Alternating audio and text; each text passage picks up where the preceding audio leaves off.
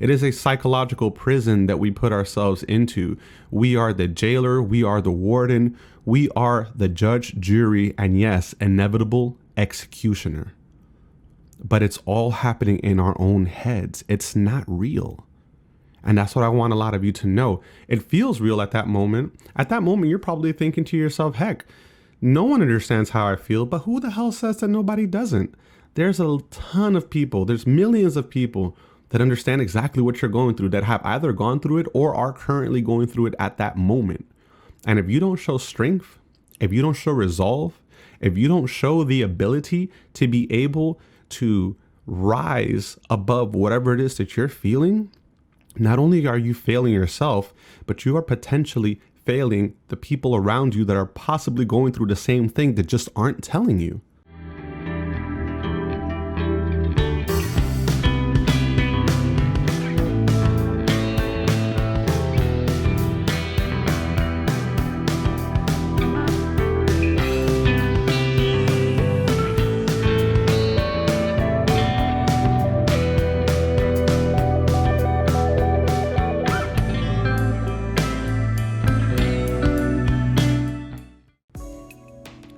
What is going on, everybody? It's your boy NeoStarling, and I am back here with another podcast. This is actually the second podcast of the new year that I am doing currently.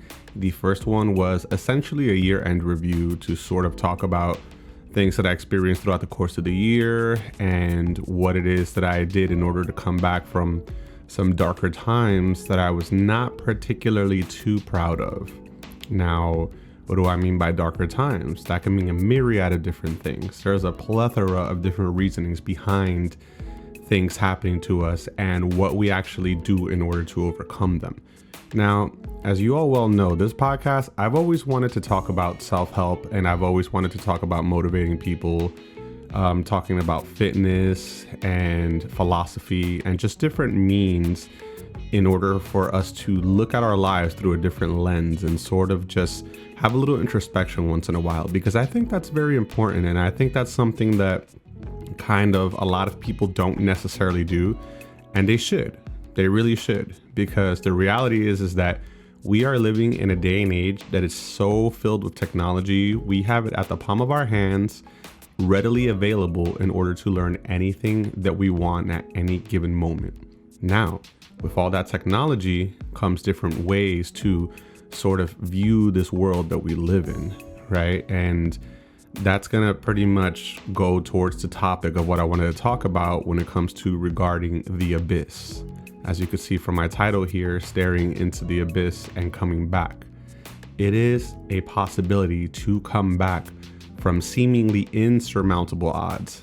I think that at any given moment, once we truly apply ourselves and we get about our purpose and we start to do the things that we want to do unapologetically and in a manner that serves us best, we soon start to see that we can pull ourselves from the depths of darkness. Okay? Now, I have a couple of different definitions for the word abyss, because I'm sure the majority of you that listen to my content, or the majority of you in general, you're all a pretty smart audience. You're all a pretty smart group of individuals, and I know that you all know what it means. But in order to add more context and in order to properly talk about what we're going to speak of, I wanted to read the definition of abyss.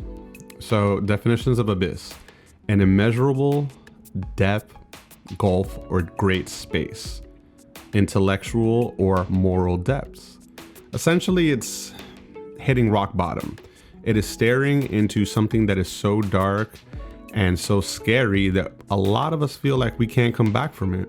And you know what? It's really sad, actually. I think it's kind of unfortunate, because I want to know, at what point did we tell ourselves that we couldn't do something? At what point did you give up in your life and told yourself that no matter what you do, it's not going to be worth it? At what point did you become nihilistic? At what point did you start absorbing information that was not only not helpful to you, but detrimental to you at the same time? Because here's the thing, we can learn.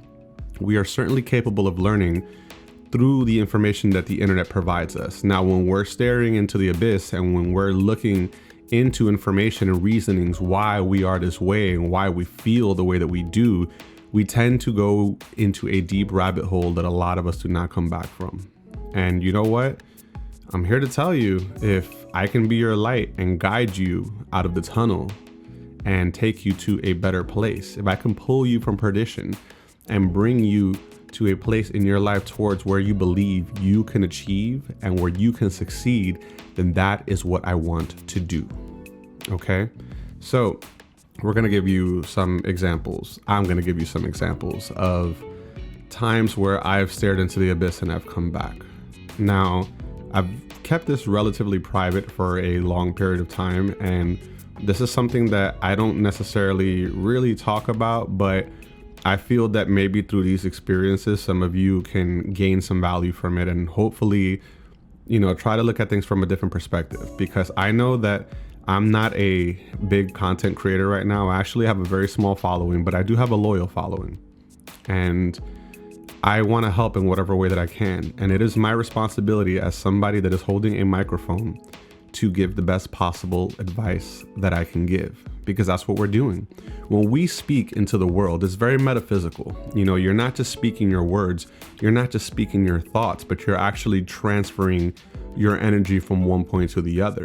Now, when you're doing stuff like this on the internet, it becomes more prevalent because now you have a bigger sample size. Now you have a bigger plate to play around with. And when you're doing that, people are going to listen, and you want to make sure that you give the best possible advice, because you don't want people to go in towards nihilism. Okay.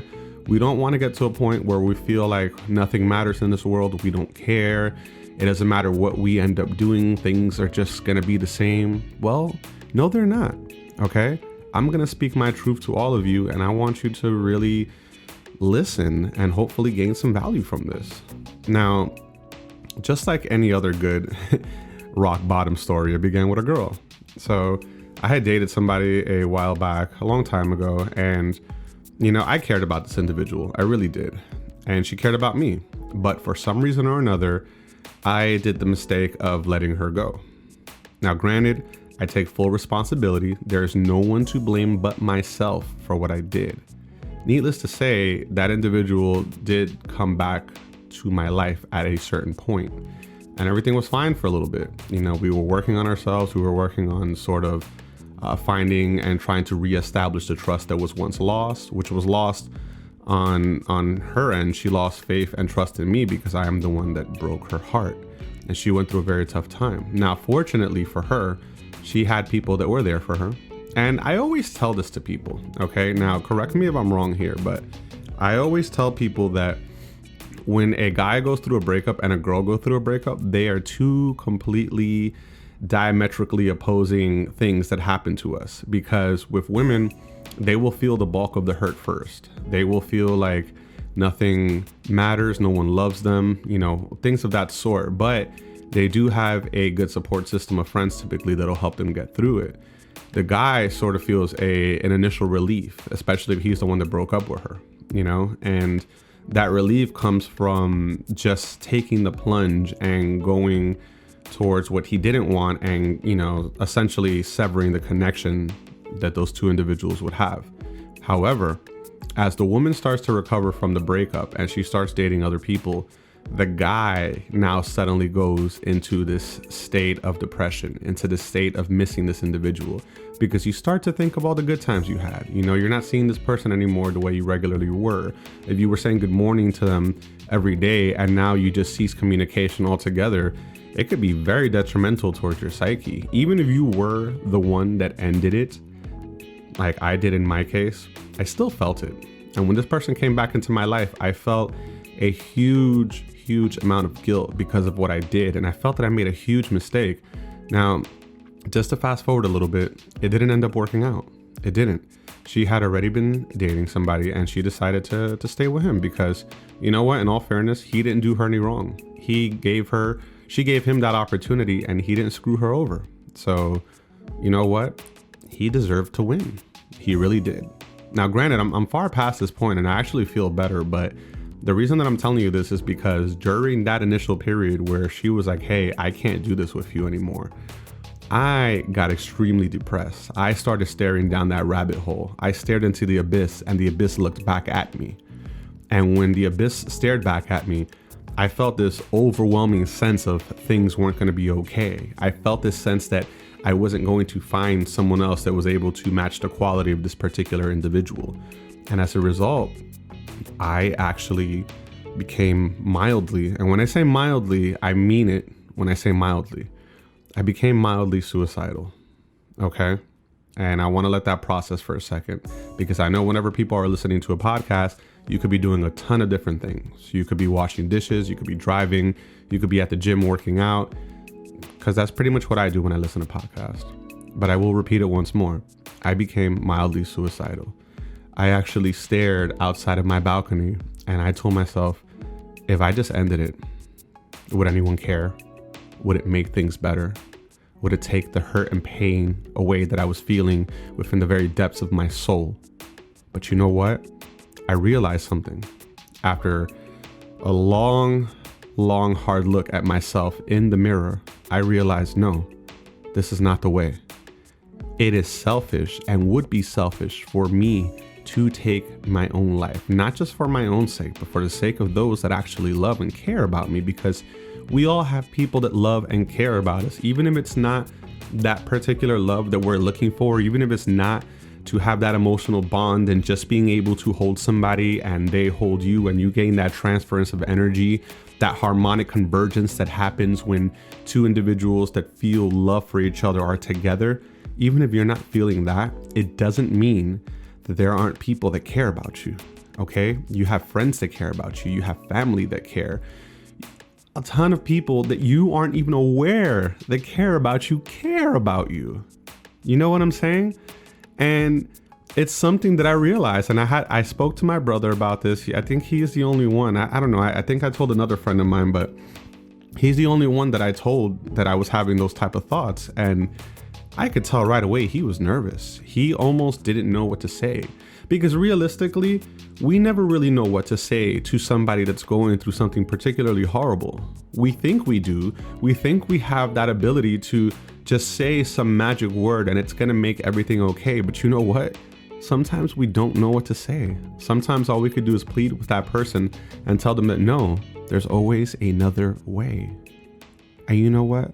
There is always another way, because that hurt that you're feeling when you feel that you've reached a depth in which you can't climb out of gradually starts to go away. It is a psychological prison that we put ourselves into. We are the jailer, we are the warden, we are the judge, jury, and yes, inevitable executioner. But it's all happening in our own heads. It's not real. And that's what I want a lot of you to know. It feels real at that moment. At that moment, you're probably thinking to yourself, heck, no one understands how I feel, but who the hell says that nobody doesn't? There's a ton of people, there's millions of people that understand exactly what you're going through, that have either gone through it or are currently going through it at that moment.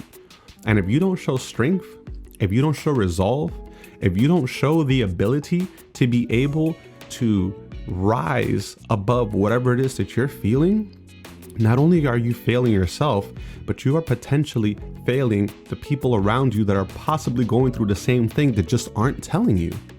And why would they tell you? Nobody likes a Debbie Downer. Your best friends, your mother, your father, your brothers, your sisters, all of these people that you share this with, they can only help to an extent, you know, but at the same time, they also don't want to be around someone that's depressing. Think about it this way. Let's say this is a little metaphysical here, but this is real shit. Let's say, for example, you walked into a room, right? And the room smells. There's something off about it. Maybe there's some dirt around there. Maybe you have a pet that like pissed or crapped somewhere in the area. Whatever the case may be, when you go in that room, you know something's off about it, right? And the longer you stay in that room, the smell eventually becomes lessened. And now not only are you not smelling it, but you are becoming a part of that smell. Why are you becoming a part of it? Because you got used to that feeling that you had. So when someone brand new walks into that environment, they smell it. And you know what? They smell it on you and they associate you with that particular smell. That's almost the same thing when you are going through something that is hurting you and you're trying to talk to the people that you care about, they will care to an extent. But after a while, if you keep repeating the same behavior over and over again without showing any signs of improvement, you become to smell. You begin to smell to these individuals that care about you, that have your best interest at heart. Okay? And I know I'm speaking very passionately about this, but that's because I feel that it's a very important subject. When you make a video that says staring into the abyss and coming back, that's not something you take lightly, okay? And granted, that's not even my only example of staring into the abyss. I've had a plethora of different reasons that I stared into this void that I felt that I couldn't come back from. But you know what? Each and every single time, if it's one thing that I realized, it's that time heals all wounds, no matter what you're going through. You could have had a loss. You could have lost a family member, a friend. Like I lost a friend recently and I'm still in pain from it. But you know what? That individual, I will never forget them. They will always be in my heart, but the pain is starting to dwindle. As every day passes by that this individual no longer exists in my realm of reality, the pain hurts less and less, but it doesn't mean you forget. Because that's the thing. You never forget the experiences that shape you into the individual that you are today. But what does happen is that little by little, with a little bit of hard work, with a little bit of determination, with a little bit of willpower, you can come back, okay? And if there's anybody, and I mean anybody in this world that is telling you that you can't come back from what you just finished experiencing, those are not the people for you. Those are not the people that are going to care. Those are not the individuals that are going to stick by you when you no longer have anything left. Okay? So we have to learn how to pull ourselves from perdition. We have to learn how to bring ourselves back from the brink of destruction, because it is inevitable and it will happen if you allow yourself to do it. That is why your mindset has to change. You get what I'm trying to tell you? Your mindset has to tell you, you know what? Even if I'm not with this person anymore, it doesn't mean I can't find someone else eventually. Of course I can. But now you start looking at things through a different prism. You know, you start to see things a little differently. You start to make different choices with the partners that you choose in the future. You start to do a lot of different things differently. Okay? Anyway, listen. Depression is something very serious that a lot of people go through, and there's often not many people that they feel that they can confide in, okay? If you feel that you've gone through these experiences and you want to have a back and forth dialogue, please feel free to hit me up in the comment section, and heck, write me a letter and I will read it to the internet and I will try to give you the best possible advice that I can on the internet. And when those people read those comments, they can actually give you their own lived experiences. And through their lived experiences, maybe you can find some common ground with those other people. Okay? So if you are going through something serious, talk to somebody. Okay? Talk to someone. Because at the end of the day, it is difficult to go through these things alone.